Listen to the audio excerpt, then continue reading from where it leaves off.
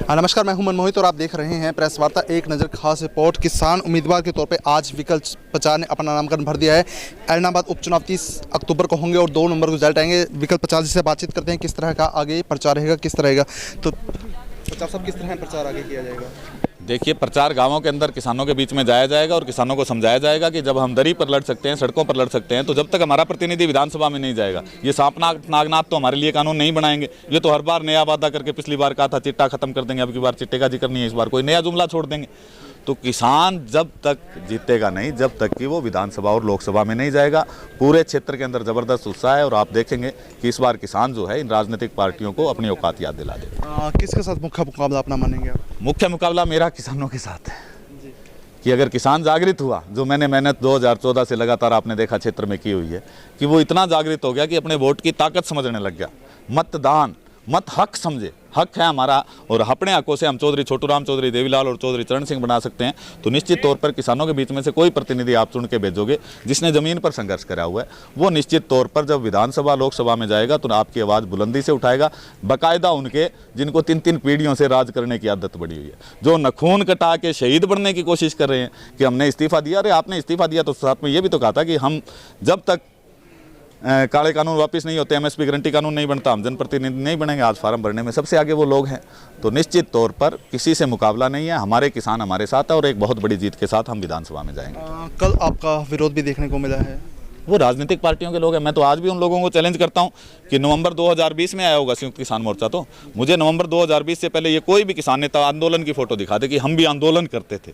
ये सभी राजनीतिक पार्टियों के लोग हैं। एक लखविंदर है जो अकाली दल का जिला अध्यक्ष है, एक प्रकाश ममेरा था जो इनेलो का किसान सेल का प्रदेश महासचिव है, उनकी स्टेजों पर बोलता है। हमने इनको कहा कि जेजेपी बीजेपी का विरोध जायज़ है, लेकिन किसान का विरोध कर सकता है। फिर आप बताओ तो सही, वोट इनेलो को देनी है, आप इनेलो के कपड़े पहन के आइए ना, विरोध करिए। किसान का लबादा उड़ कर क्यों आते हो?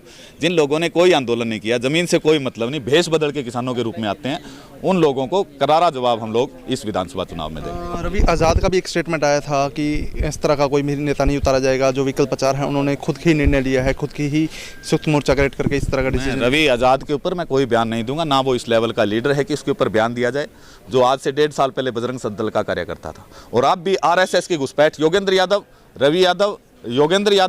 रवि आज़ाद और राकेश टिकैत पूरी तरह से बीजेपी के जो एजेंट है, जो इस आंदोलन में घुस के इस आंदोलन को लगातार कमजोर करें।